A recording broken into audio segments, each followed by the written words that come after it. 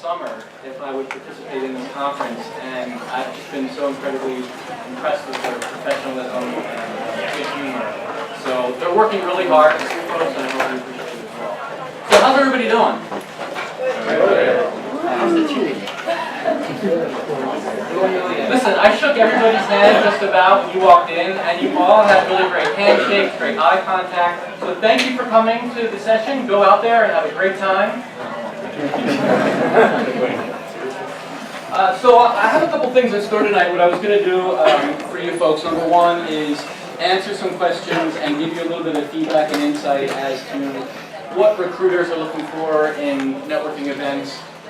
Some things to keep in mind: body language, facial expression, how to maneuver and get over the fear of small talk.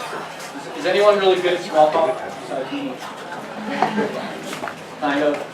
A little bit, yeah, not bad. And you were pretty. I remember when you came in, you were directing people and you got the name tags and the whole bit. So some people are naturally good at this kind of stuff. Most of us, though, it's a practice, and we have to practice sort of getting into groups who are already talking, or graciously bowing away from somebody who we don't want to talk to. How do we make an impression in a room that's filled with other people who look just like us? Right? We all have blue suits on, and we're trying to make an impression for the recruiter or at a job fair. So I'll talk a little bit about that. So listen, guys and girls, this kind of gig really only works well if you do what? Eat your chicken, right? Participate. Ask questions. Give me some scenarios that you've experienced. Give the room your own tips, things that have worked for you. Because I will talk, and I'll talk until the cows come home, and I will see the glazed look, and you'll all be bored and the whole bit. So I'm going to encourage you throughout the next hour. We have an hour. So please share. Is that all right? Is that a deal? So who's pretty good in the room at networking? Just raise your hand. I'm not going to make you do it. Yeah. So you were. When I went to shake his hand, he said, "Why do you want to shake my hand?" So he has no problem just saying what's on his mind and connecting right away. Anybody else? Everyone else is really bad at it. They're really bad at it, or they think they're not so good. Okay. Well, I would say that. And then the rest of you, you didn't raise your hand, so somewhere in the front.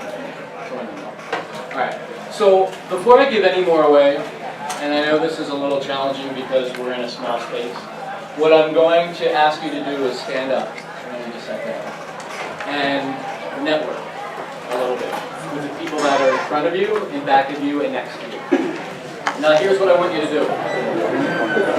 I want you to envision right now what your perfect job might be, or an industry that you're looking to get into, or an environment where you're trying to impress someone, or you're trying to put your best face forward.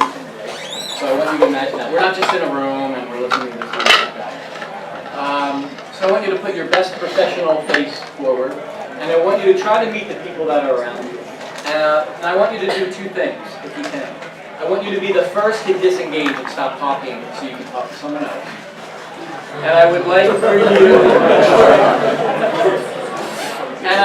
for you to try to break in to two people who are already talking. And I'm not going to see the tips on how to do that. Now, typically what happens with this kind of event is that what I'm going to notice, and I'm going to ask the facilitators to watch too, I'm just going to sort of check you guys out, is you will talk to one or two people the whole time. We only have 5-10 minutes to do this.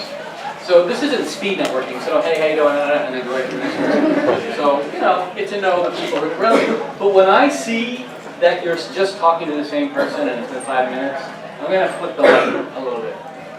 Or maybe I'll clap because the video is on. I don't want to mess up the video. So I'll just clap, right? And that's sort of a cue to move on. Now, if you just started talking with someone, obviously. So I'm going to let the few people in the back take what they came here for. So as folks said, my name is Chuck. A little bit about me. I went to Penn. I majored in sociology, and at the time, I think this is still the case, sociology was one of those majors that your parents would say, what are you going to do in sociology? Well, I run an Ivy League leadership program. So I went to Penn, I got a master's in urban studies, I worked for the Philadelphia Stock Exchange for about 5 years. I worked for the Morton Grad Career Office for about 5 to 7 years, helping MBAs land jobs and doing this kind of stuff with MBAs. I've been working at Fox for 15 years. From the very beginning, Bob Fox, who's an alum of Penn, gave us $10 million, then another $10 million, then another $5 million to start this leadership program, and our goal is to excite students about their leadership capabilities, to allow them to discover what their unique talents are, and then think about where in the world they might shine. And then talk a lot about what good leadership means, how to endear people, how to build good teams, create visions, all that kind of stuff. So our door is always open. We'll get a lay of the land after you guys sit down and see who's where. But I just wanted to throw that out in case we run out of time, that you should come and find me or anyone at Fox if you're interested in the wide, wonderful, confusing, often ridiculous world of leadership. Listen, this leadership, what I've grown to realize is the industry is a mess. You know, one book says do this, the other one says that. The minute you do something sort of interesting, you write a leadership book. It's kind of a stigma to tell your friends, hey, come and meet me at the bookstore and I'll be in the self-help aisle. That sounds kind of like, what are you doing hanging out in the self-help aisle? But if you say, you know what, I'll be in the leadership development, that's an aisle. Hey, it's the same thing. So if you are interested in becoming a better version of who you already are, then leadership is for you. Some people prefer that. Some people do what they say. And there's a way that we can do that too. Alrighty, so 10 minutes, get up please, and talk to folks.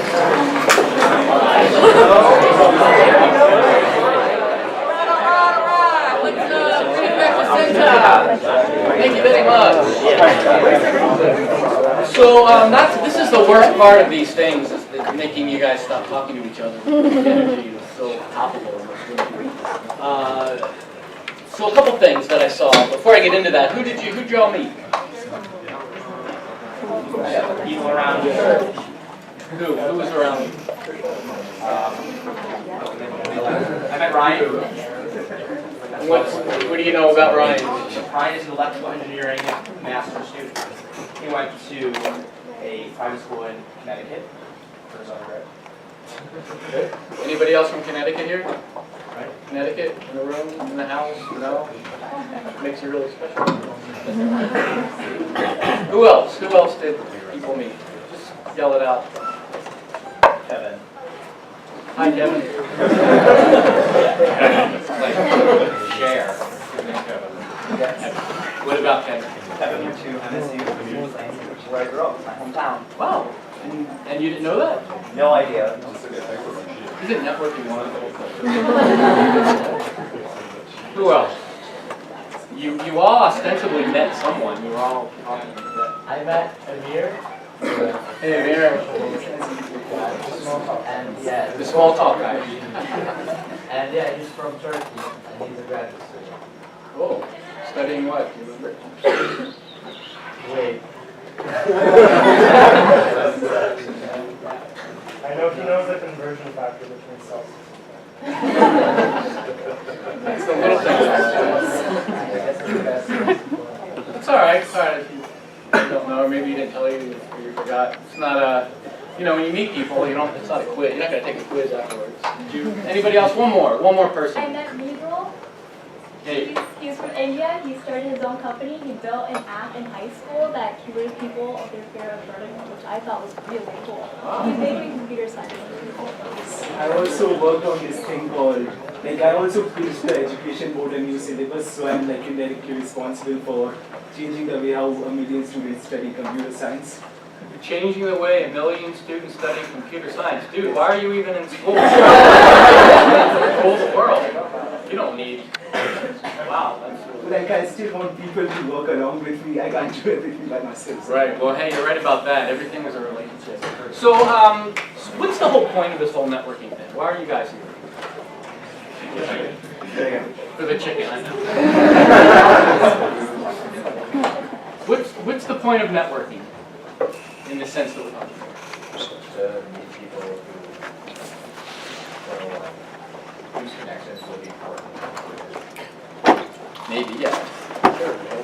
How so? How so? Yeah, so you might meet somebody who later on down the road may help you in your career or vice versa?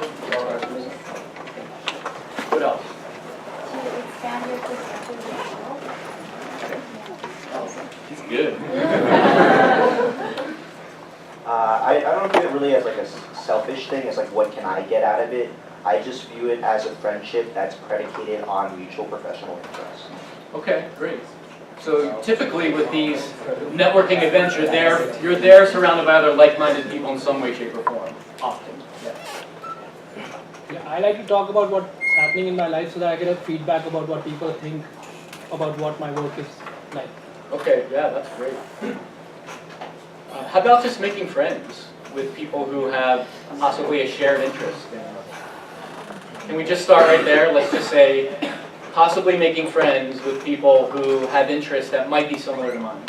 And that might take a little bit of the edge off. Because I find with a lot of students, there's so much anxiety going into these networking events.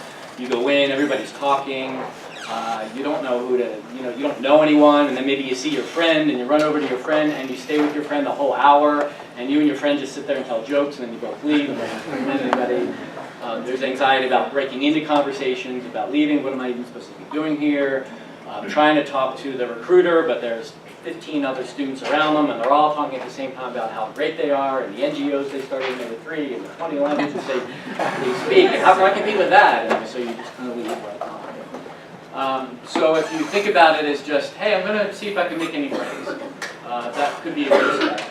So what I'm going to do is go over some of the things that I saw on you guys, body language-wise.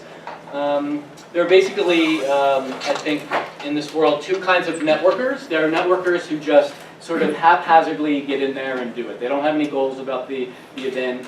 They don't follow up. They don't know how to follow up. They collect a whole bunch of business cards that they never look at again. And they hope that in this whole networking endeavor, something might spark. Somebody might call them out of the blue and offer them their dream job or what have you. Then the other networker, and this is really what takes a lot of work and focus and dedication, is someone who intentionally networks, and I'll talk a little bit about what that means. Listen, girls and guys, it's hard because you folks have a tremendous amount on your plates already. And what I'm going to suggest is to take some things off your plate so you can make room for connecting with people, asking people for advice, looking for those folks who might be your next best friend. So we'll talk a little bit about some strategies on how you might want to do that. So let's get right into it. So body language. What did you folks notice about the people that you were talking to and their body language? And say your name, please. I am Mickey, like Mickey Mantle. Like who? Mickey Mantle. Mickey.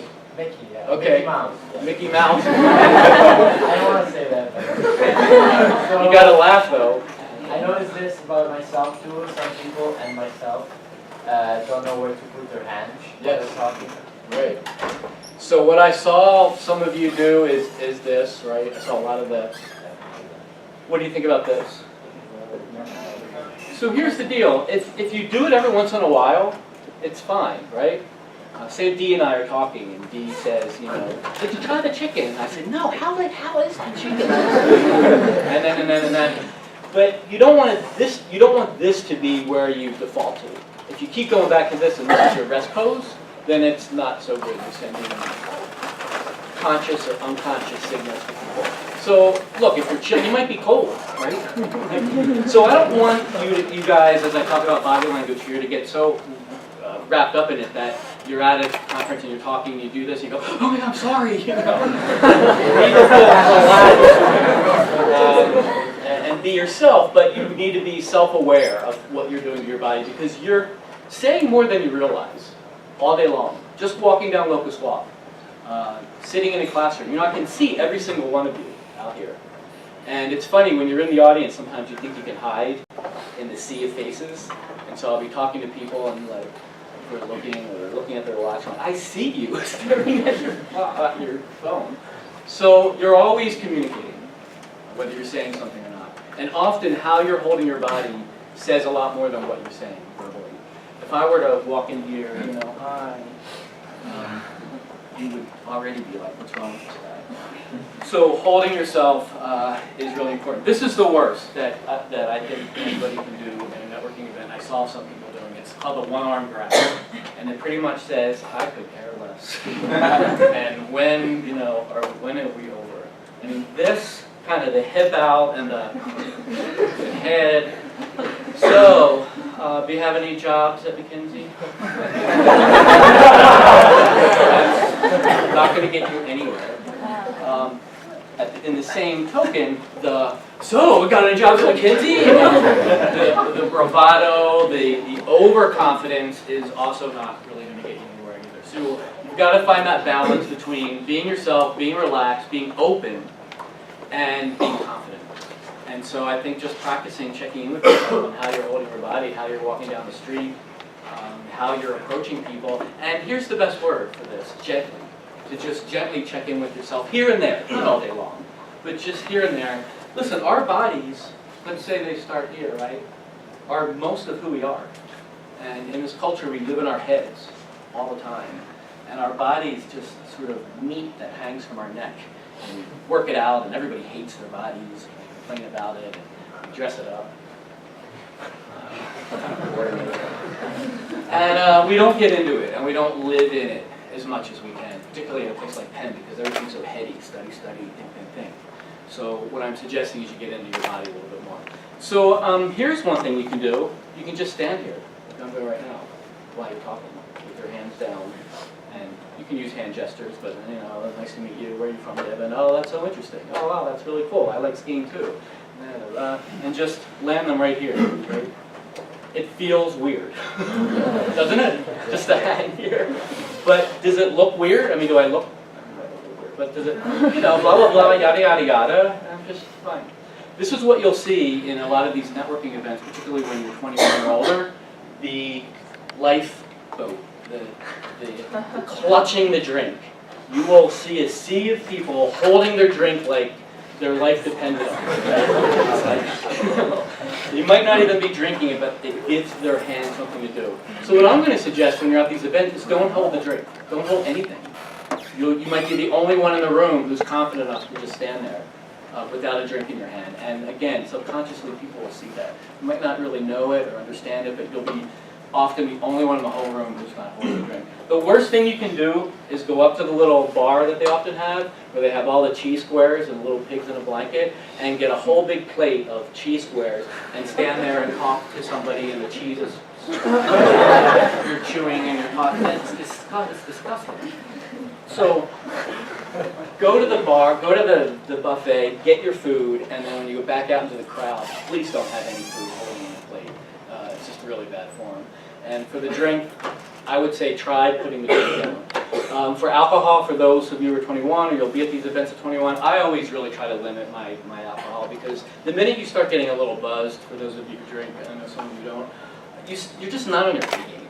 And I know it's relaxing and people want to have a drink just to relax and calm their nerves, but when you get a little bit too relaxed, then all of a sudden you're just not on your A game, and you might start babbling, you might start slurring your speech, and before you know it, you're the guy on the table who's, you'll always be known, oh yeah, you're the guy on the table. That's obviously that won't happen. But just, tread carefully when you're drinking. So here's the other thing, I want everybody to stand up, because I want you guys to practice. Now that I'm telling you about this movement, you're going to see everybody doing it. It's called the steeple. Does anybody know it? The steeple. Amy Gutman does it all the time. So, presenters and newscasters and people who give talks call this area right here the sphere of influence, the belly button. And so, placing your hand somewhere here, forearms against your stomach, and this is a modified steeple. This is a true steeple, right? And the cold front will be coming in as the Pope goes, and then it's back down here. This to me feels weird. It's like I'm looking for coins. But Amy Gutman, now that I'm saying this, and you're going to see her and other people who talk, right? Yeah, the best and the brightest. Back to the steeple. For me, I like a modified steeple, so I would kind of do one of these things. This is fine. Now look how I mean, don't they all look poised? I mean, so much more than this, or this, or the fig leaf, or the military. So, in your daily goings on, you find yourself at parties, whatever, you're not sure what to do with your hand, just casually play around with the steeple and see what works for you. You can sit down now. Yeah. Can you like do it up in the air because people in the back can't really see what you're doing? Yeah, so everybody sit down and then I'll do it.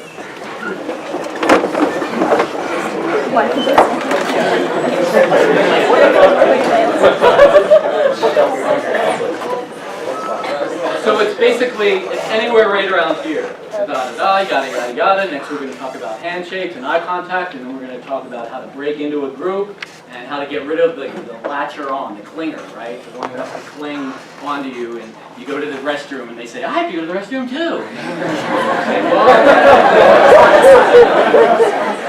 We're going to go get some weenies and a blanket. And there they are, getting in the blanket. They never leave me alone. So this is right here. This is the steeple, and you'll see newscasters doing this, and you'll see lots of people taking pictures like this. And now that I'm saying this, you'll notice it absolutely right away. If you're paging through things, you're like, oh, there's a steeple. So, and you know what? Also, honestly, this would be the only thing that you'll remember from this presentation. Walking down Locust Walk, you're like, oh yeah, there's that dude who went with the hey steeple. I don't know, I forget everything else he said, but I remember that. So there you go. So you can go home now if you want. All right. So a couple more body language stuff before we get in.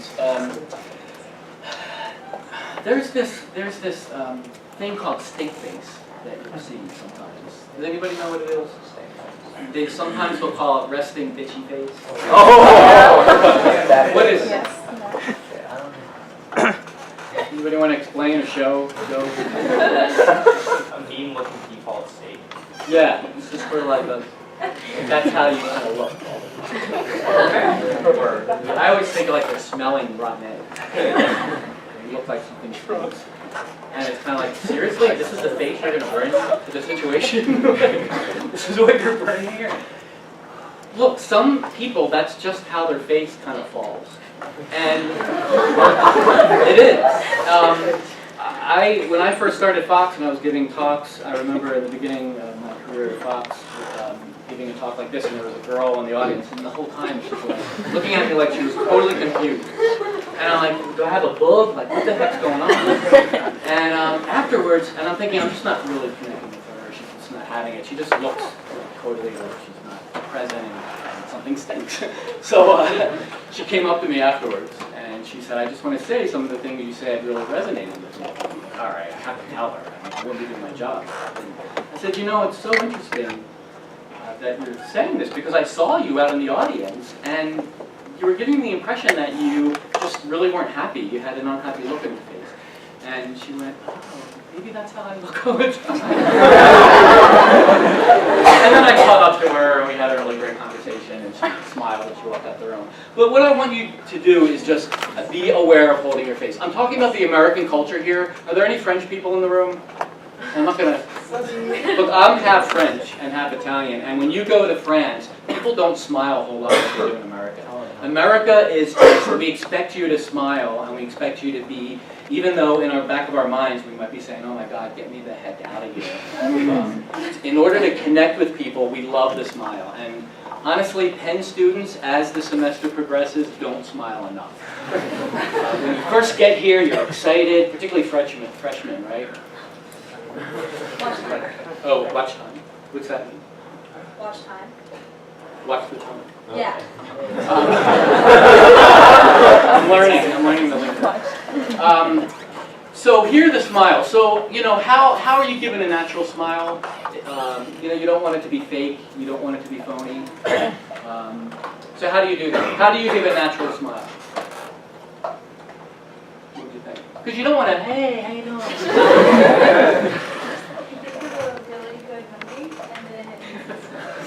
That's one way, sure.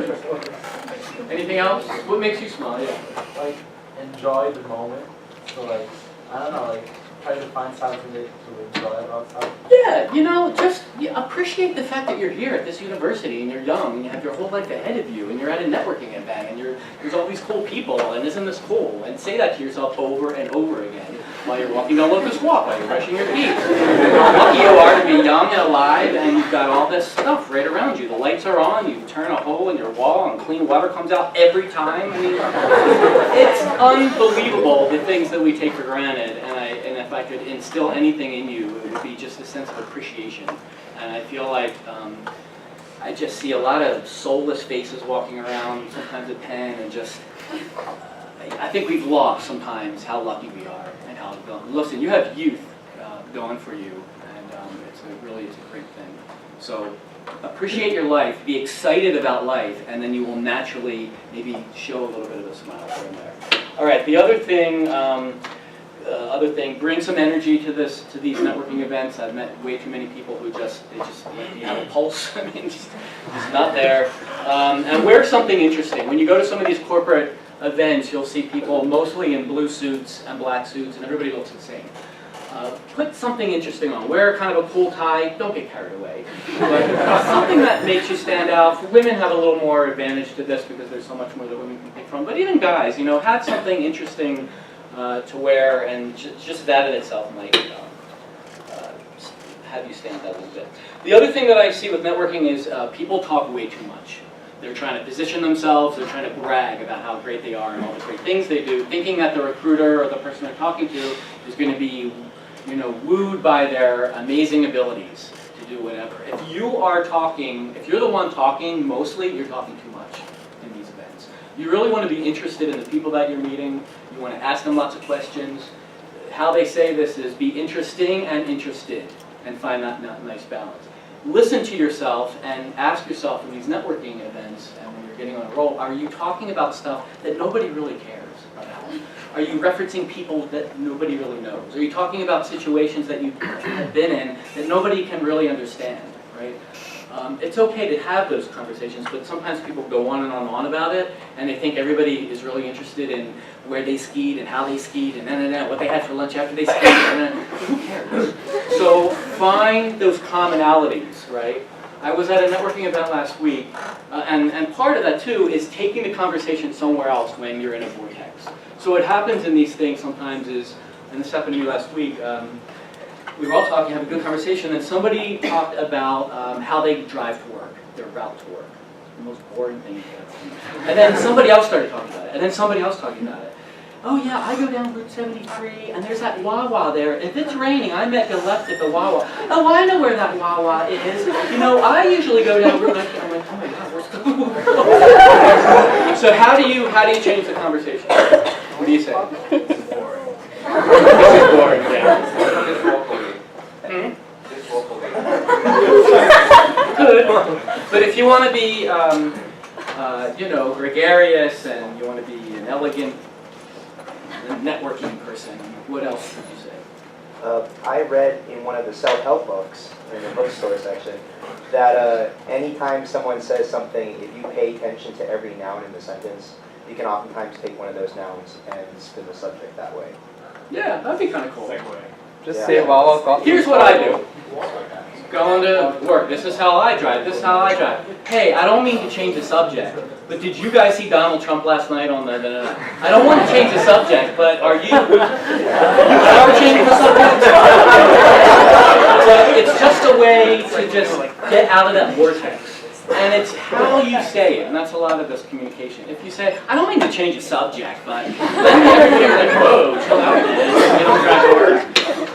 But if you say it kind of like, hey, I don't mean to change the subject, but what do you guys think about the Pope coming to Philly? Something that gets everybody right back on track. So be the leader in these groups and do that. So going into groups and breaking away, did anybody break into a group? What would you do? I just jumped in and said, hey, you don't mind, right? There's so many things I could say about that. There was like a mini pause, and I was like, oh, hi, it's Catherine. Oh, hi. Okay. Like that. No, but more confident. Okay. So you waited for a pause. Yeah.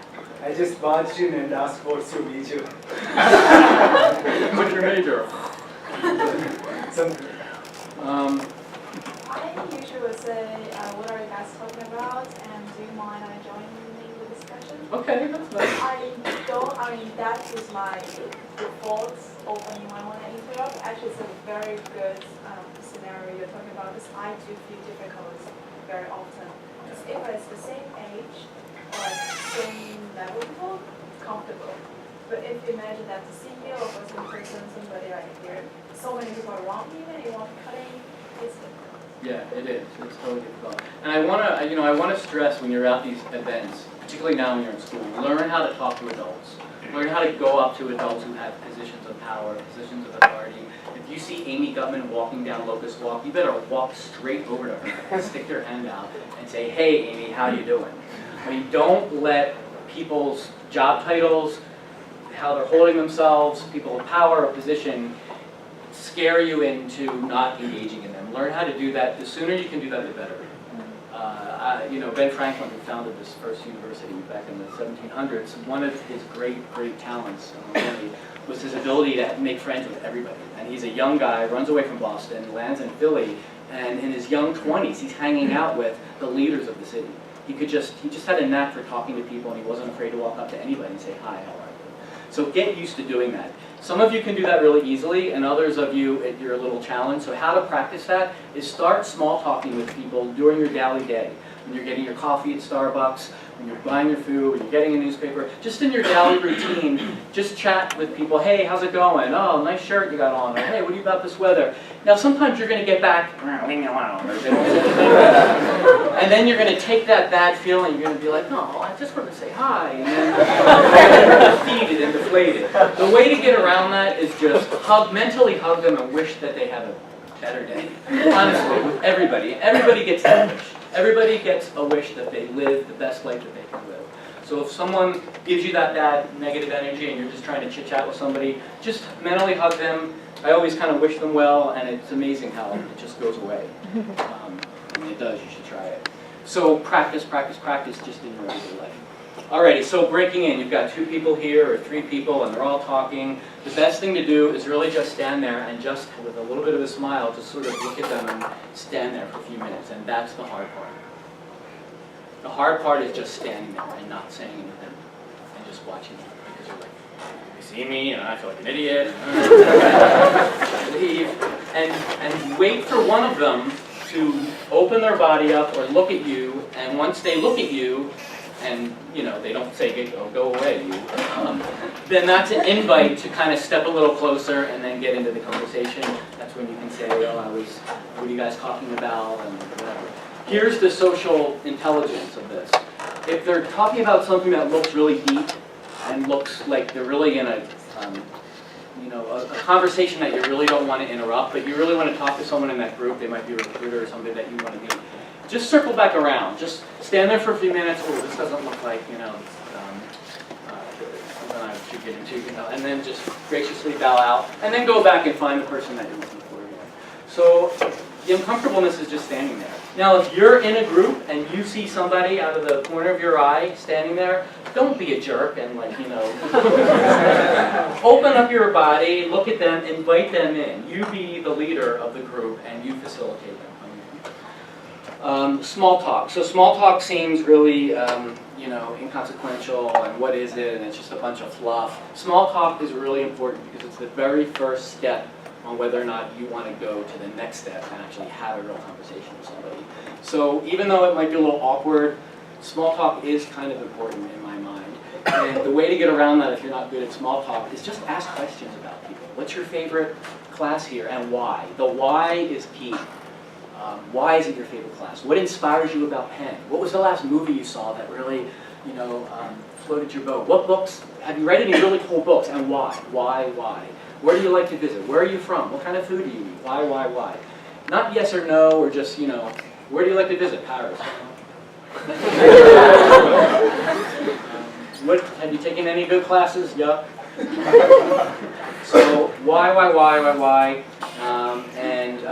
Conversations like playing a ball. So if I say something, you say something. I say something, you say something.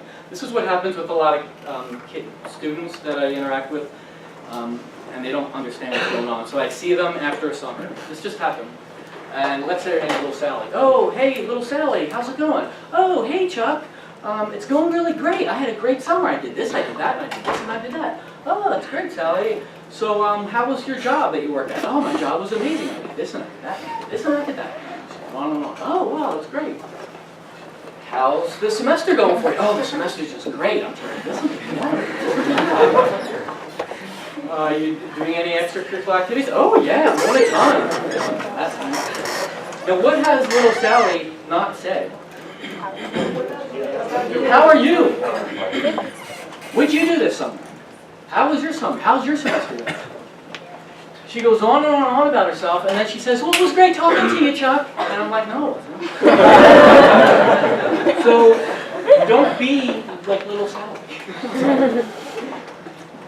Engage in adults. You guys do this with yourselves, so I'm not, you guys are talking with yourselves, and I think with your peers, for the most part, you're great, but if you, can get used to talking to adults and interacting with adults. Listen, you've got a whole university filled with really smart people. Get out there and meet them. Ask them for their advice. Ask them what they wish someone told them when they were in college. Ask them, share with them your passions. I know you're all entrepreneurial, spirited people, or many of you are. So get out there and find people here on campus who have the same kind of spirit and ask them advice. It kind of is like this. You've got this forest of adversity that you're all ready to walk through. Some of you are in it, and some of you are trying to get to the other end, which is commencement. The other end, there's a beautiful golden field, and everything's great and beautiful. You can do whatever you want. It's called freedom. So you're going through the forest. Right before you go through the forest, there's a whole group of people who already went through that forest. Some of them are scratched up. Some of them are missing a limb. Some of them look really great. But they all went through that forest. Wouldn't it make sense before you went into the forest to walk over to that big table and say, how was it? What should I walk out for? What the heck happened to you? So get out there and look for people, particularly adults, grad students, whatever, and just get out there and make friends. Really quick side story. When I first started Fox, there was an incoming freshman who wanted to have lunch with the dean, Dean Beeman at the time.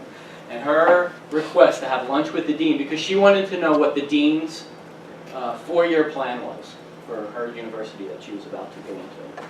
And her email made its way to the desk of people like me who are in charge of identifying student leaders with a preface, hey, nobody ever comes into Penn wanting to have lunch with the dean because they want to know what the dean's vision for the school is. Nobody ever does that. And so surely, her name was Lauren, she must be this future leader. Go meet her, go cultivate her. So I brought her in, and she was shy and really unassuming, and she's like, yeah, everybody's emailing me, and the president's office emailed me, and your office. She's like, I don't know, my high school always taught me always have lunch with the principal. She didn't realize that nobody else really is has the wherewithal, the guts, the courage, to want to have lunch with their dean. They're your dean, and they've got lots of things in store for you. So get out there. Any questions about any of this stuff? Yeah. Was there anything wrong with the way I jumped into the group? Like even criticism? So I would say, no, what, you just jumped in, right? I just kind of strong on my way. Yeah, I wouldn't do that. If you're at a party, you're with your peers, sure.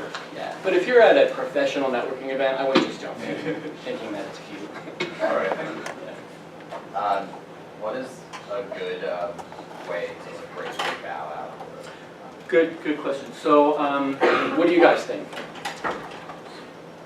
Little body signals, so if you turn your head a little or turn your body a little, kind of signals that, not to that extent, but if you, Not to that extent. if you kind of, shift your Yeah, towards the door, right? and you kind of, you don't really want to just walk away, right? You want to finish what they're saying. In mid-sentence. But yeah, small body signals is how. Okay. Yeah, that could work. Well, I feel like the smile is one of the most powerful things. So I usually just smile and say, okay, it was great talking to you. I'll keep in touch, and I leave. Yeah, no, you got it, Nikki. So let's say Devin and I are talking, we're having a good conversation, and I'm ready to move on. Devin, it was really great speaking with you. I hope to see you again soon. There's some other people here that I want to catch up with. Now that's a hint for him that we're done. Other people here I want to talk to. I hope to see you again soon. You smile, you look them right in the eye, like you really mean it, and then you go. It works for the Latcher honor. It works for in groups. You know, if you were to then follow me, keep following me, I would have to say, Devin, no, seriously. Other people here that I want to talk to. I mean, I might not say that, but most reasonable adults who are sane will. Okay. So get used to doing that. Practice it. You know, next time you're at an event, intentionally practice that line, just so you can do it. And then you can say, oh, I was just kidding, I was just practicing. But you're here at Penn to practice these skills. Again, some of you are really good at it, and some of you just need to do it a couple times, and you'll be amazed how good you are. The standing in, breaking into groups is something that if you just try a couple times, you'll be great at it. And I'm telling you, all this stuff, if you practice it, you will be able to work any room. So a couple of things about recruiters and how to sort of stand out with recruiters. What you want to talk to recruiters about, or people whose who may have jobs, or people that you're thinking about working in their industry. Ask them questions like, what do you wish your peers were doing more of, or less of, to reach the goals of your organization? What makes your firm unique? What makes your consulting firm unique compared to other consulting firms? If I worked for your position, for your job, if I got a job at your position, what could I be doing that nobody else is doing for you? How can I help you, and how can I be of value to you in a way that nobody else is being? I want to know what that is, and really, you know, get to know what that is. It's a great question because you'll get to know what that is if they're honest with you.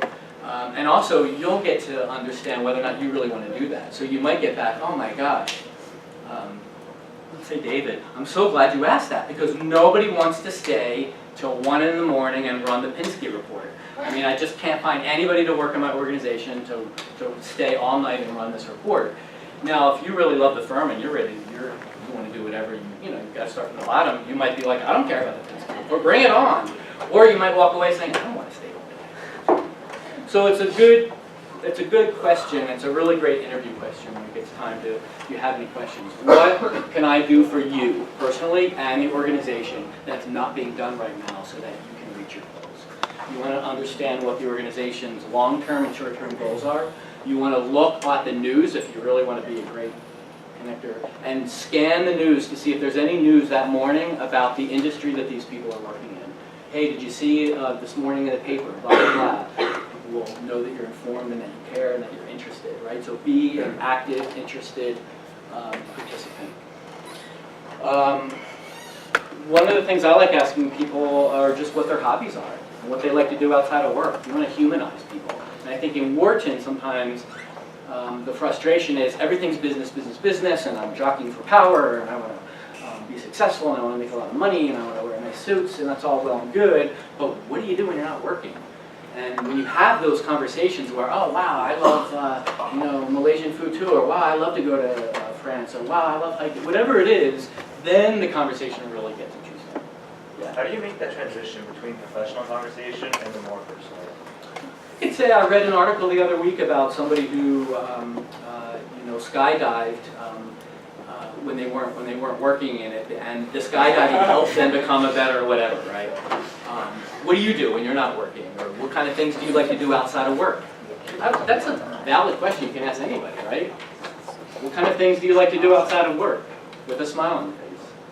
And try to get to that you're trying to find a common interest that you can both share on, because then the follow-up is then later on, so you be really connected, and boy do I want to work with Chuck Incorporated. So then when you email me or send me that note, you're going to reference that great conversation we had about skydiving or whatever. Any other questions? Yeah. How do you balance that you are not dominating the conversation? How do you ensure that you are not dominating the conversation? Shut up once in a while. Just be aware of how much you're talking. And when you get nervous, sometimes you can talk. So just be aware when you're rambling. I can't stress how important it is to ask to do that, the back and forth thing. So I tell you about something, I listen, you tell me. I'm not just waiting for you to stop so I can talk about how great I am again. I'm not looking over your shoulder as I'm walking in the room.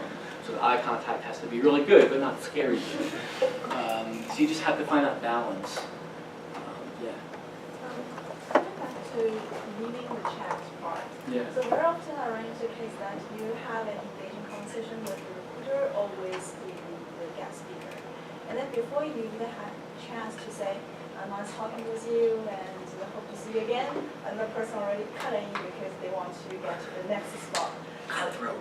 And the problem is that you have to say bye to be polite. So you need to wait until the next 3 or 4 persons. Yeah. It's very difficult to manage the time because in the big scenario you want to use that time to meet other people. You know what I would do? I would just, as soon as that person breaks in and starts talking, to just interrupt them. And as you're leaving, they'll know, if you start walking away kind of and put your hand and start saying, it was really great to meet you, most adults will know, oh, it was great meeting you. They'll know that you want to say bye to them. Okay, so you mean that even the person already stopped talking? Yeah, I would just, and you can say, excuse me, right, to the person who's in the middle of talking, and say, it was really great meeting you, blah, blah, blah, hope to see you again, whatever. And adults know, right? Adults know that people are going to come in and interrupt them. You interrupt them. So if you miss that spot, not adjust. I would circle around and look for them again and say, it was really great speaking with you earlier. Yeah, absolutely. In fact, I would actually make a point of doing that because then they're going to remember you. Okay. So might even be a good thing, right? Somebody jumps in, you don't have a chance to say goodbye. You go and see other people, but you really loved that conversation, and you want to officially say goodbye to this person. Wait for your in, right? Don't interrupt. Don't be rude, and graciously say, it was really great talking to you earlier, and maybe you may even start talking again about something. And another question about small talk, which I'm pretty bad at it. I think it's the psychological thing that I negate that behavior already myself. So I want to hear your views, your sociology background. Yeah. But that I just try to persuade myself because that's bullshit. I don't care what's the weather is. Right. That's a really good point. Who cares? Right. Nobody cares. So I just try to. So if I lose the point, I'm not going to ask that question to that person. So I just never do that. So I'm glad that you brought this up. There's this ridiculous adage out there that you should never talk with people about topics that involve what? Religion, politics, income, age, right? Anything that's a little bit taboo or might make somebody uncomfortable, or mostly that you might disagree with the person you're talking to. So instead of having a really deep conversation about religion and discovering that you might be an atheist and I might be a Christian, let's just not even talk about it. Let's not go there because we're going to get into a big argument. And we both know that none of us are going to, I'm not going to turn you into an atheist and you're not going to turn me into a Republican after one. Or Democrat. I don't mean, hey, some of my best friends are. Whatever it is. So my thing is, I love talking to people who have different interests in me. That's how I grow and learn. This is the way I think about it. So let's say we have a ball, a basketball, and on one side of the ball it's painted red, and the other side is painted blue. And we're both, let's say Devin and I said I was going to pick in the front row, but Devin and I are talking about how we see this ball. And Devin's saying, the ball is blue. It's blue, Chuck. It's blue. And I'm saying, no, it's not. It's red. It's red. You get the point, right? This happens all day long in politics. You see blue, I see red, and we just do this. Wouldn't it make more sense, and won't we be connect with people better and be smarter people and savvier communicators if I say, Devin, that's so interesting. You see blue. Did you always see blue? How blue is it? How long have you seen blue?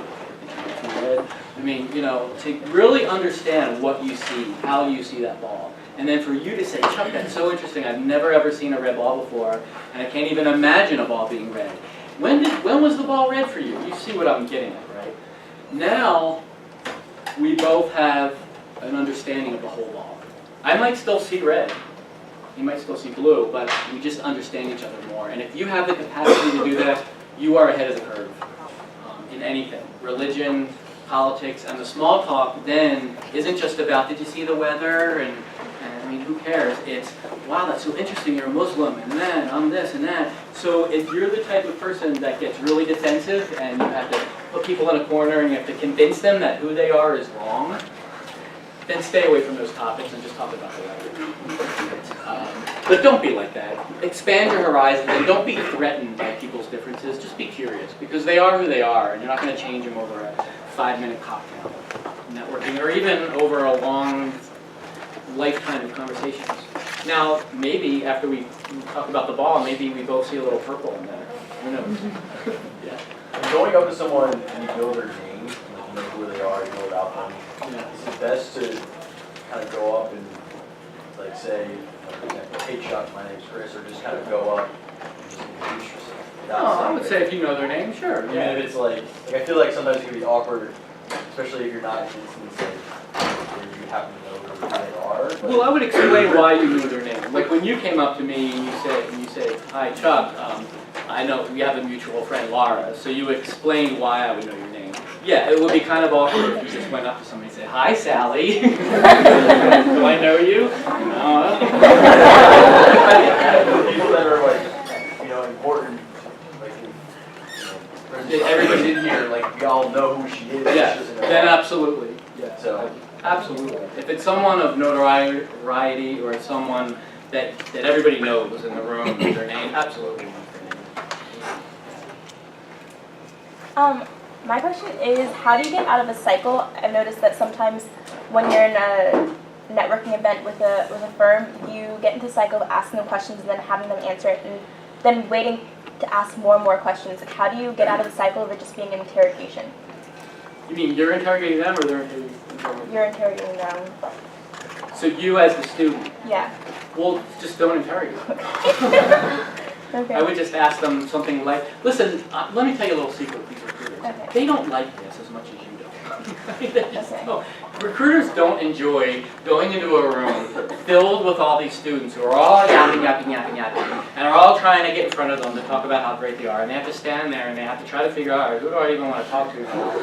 I mean, they just don't like it either. It's kind of a dumb thing when you think about it. So I would be light about it and maybe be the one that's in the back and is just listening, right? Making good eye contact and really listening. And the recruiter will notice that you're in the back and you're just paying attention, listening. And then go and ask that one really provocative question, right? Instead of interrogating going on. So pulling back, listening, not being the loudest one in the room will have you stand out. And then asking something that's kind of interesting and provocative. Don't ever ask stuff that you can find on their website. That irritates the heck out of them. So if it's on their website, don't ask them. They'll be like, I guess you never have a website. So do a little bit of homework when it comes to recruiting and that kind of stuff. Yeah. What do you do after the networking event is over? Like, any follow-up? Yeah, great question. So the follow-up is something that most people don't do because they're always looking for the next thing instead of cultivating the relationships that they found. The idea behind networking is not to impress every single person you meet and be best friends with everybody. It's to look for maybe one or two or somebody that floats your boats, gets you excited, you have a connection.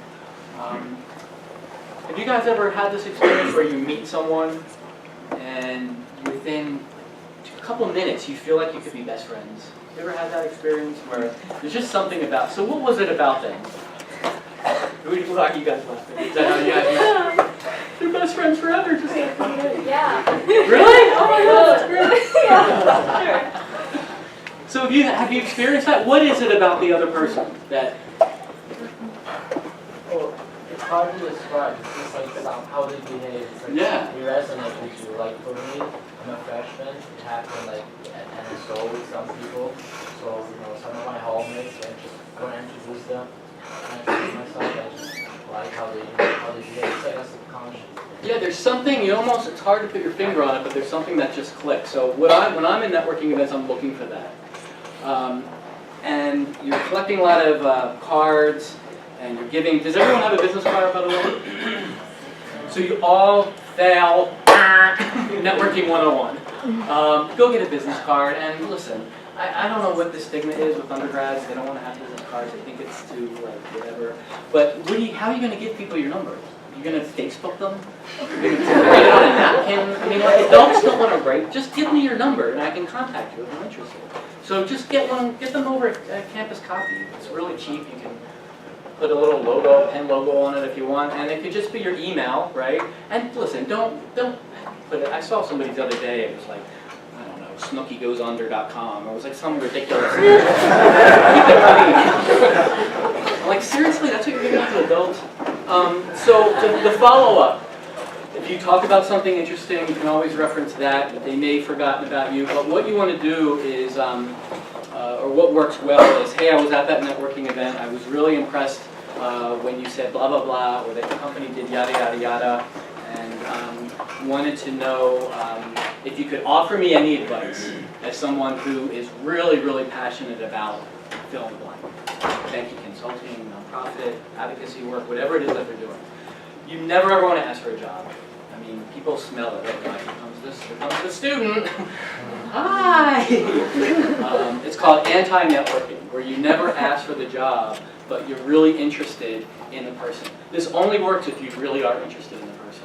You have to be authentic about it. Because if you think that you're interested just because they're hiring or they have a high-power position, you're trying to jack yourself, they can smell it a mile away. It won't be authentic and it'll fall in the face. So when you're at networking events, you're looking for people who seem like they're interesting people by asking them about their lives. And then you're following up and asking if they could offer advice. The one thing that I love asking is what books that they've read or are reading that really inspired them or motivated them. And then guess what I do? I read the book. And if I like the book too, and only if I like the book too, when I'm halfway through it, I will email them back 2 weeks later and say, wow, I'm in the middle of this book. Thank you so much for sharing that book with me. It's really amazing. And then you might, maybe 2 weeks later, send them an article, right? Keep in the back of your mind, all right, so say it was me, that Chuck really enjoys leadership stuff, that you see an article in the New York Times about student leadership. Hey, Chuck, read this the other week, thought about you. What do you think? Have a dialogue. Making friends either happens really quickly or it often is slow. So you have to cultivate those relationships. And if you're interested in coming into Fox and learning more, the other really great book, if you just want to read the book, is Never Eat Alone. Has anyone ever read it? So I don't agree with Never Eat Alone. I think students should eat alone once in a while, spend time by themselves. But the book was written by, I think it's a Stanford guy who was really bad at networking, and he decided to become a professional networker. And that's all he does now. His name's Keith Ferezzi, and he just networks, and he's making all his money doing it. He actually did a Penn thing with some students. So I was giving this little talk, and this one guy, Aiden, emailed him and said, hey, I just read your book. I'm doing what you say in the book. Reach out to people. I'm reaching out to you. He said, I'm so glad you met me because I'm trying to do a university networking thing. Do you want to help me? The guy with his buddy spends Christmas break with Keith in his mansion in Beverly Hills and does this thing for 4 years at Penn. This was 3 years ago. So you've got to get out there, you've got to meet, you've got to be excited about meeting people. And here's the thing, there are so many people out there. So if somebody doesn't get back to you, somebody doesn't respond to your email, you have a really great conversation with somebody, you think you're going to be BBS for life, and then you don't even hear back from them, who cares? Go to the next person, right? There's way too many people to get hung up on. All right, this one didn't get back. Oh, I wish that one did. Who's next, next, next, next. The other thing I would highly encourage you to do is start to learn how to reach out to alumni who are doing things that you think you might want to do. Because someone, maybe you, maybe somebody else, is paying a lot of money to be here. And one of the things you're getting with your degree is something we call social capital. And basically that means that a Wharton alumni will probably return your email. Alumni, for the most part, love current students. They remember how it was, they love Penn, they want to help their fellow Penn alums. But there's a good way to reach out to alums and an obnoxious way or not so good way. So I don't have time to talk about that, but you guys can kind of figure it out, right? Just based on what I'm talking about, reaching out, you're excited about what they do. Advice, advice, advice. What skills and abilities have you needed to learn in your job that aren't so obvious that I might start thinking about learning? What's a day in the life like for you? What do you love about your job? What's frustrating about your job? Where do you see the industry headed over the next 5 years? What do you wish somebody told you when you were my age? You're at a really great advantage here because you're all current students and you're sort of playing the role of, oh, wise one who's out there in the world doing it and doing things I think I might want to do. Bestow upon me your knowledge, you're kind of like asking for help. That gets harder when you graduate and you're just a working schlub like everybody else. But now you're just, I'm not saying you still can't do it, you absolutely can reach out to people. But now you're working and you're kind of equal, right? You're at a great position where you're young, you want to do the best, and you're looking for mentorship, which is a whole other topic, and we can go on and on about what a good mentorship is. Basically, it's a reciprocal relationship, right? It's, you know, people try to mentor me, and if they're like little Sally, it's not going to work. I'm not really interested in mentoring students who are just going to talk about themselves all the time. It's just, what's in it for me?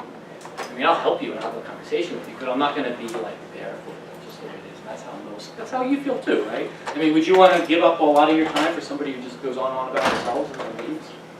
So I am running out of time. I see her over here. She's ready to give me the watch again. A couple things. So Never Eat Alone. This book is really fun. Student recommended it. How to Talk to Anyone, and it's so easy to read. There's all these really cool tips. It's a lot of it is acting in here, but she writes in a really cool way. And then the last thing I'll say is, here's the clincher, and you're not going to like it. Almost no one gets jobs in networking. I mean, they really don't. It's rare that you will go to a networking event, and then that leads to an interview, and then that leads to a job. It happens, but don't take it so seriously. Just get out there, have fun, and use it as a way for you to get to meet lots of people and learn something about yourself and your place in the world. Think about what you need to work on and to expand that communication comfort zone. Does that sound all right? Yeah. All right, guys. Hey, thanks for letting me ramble.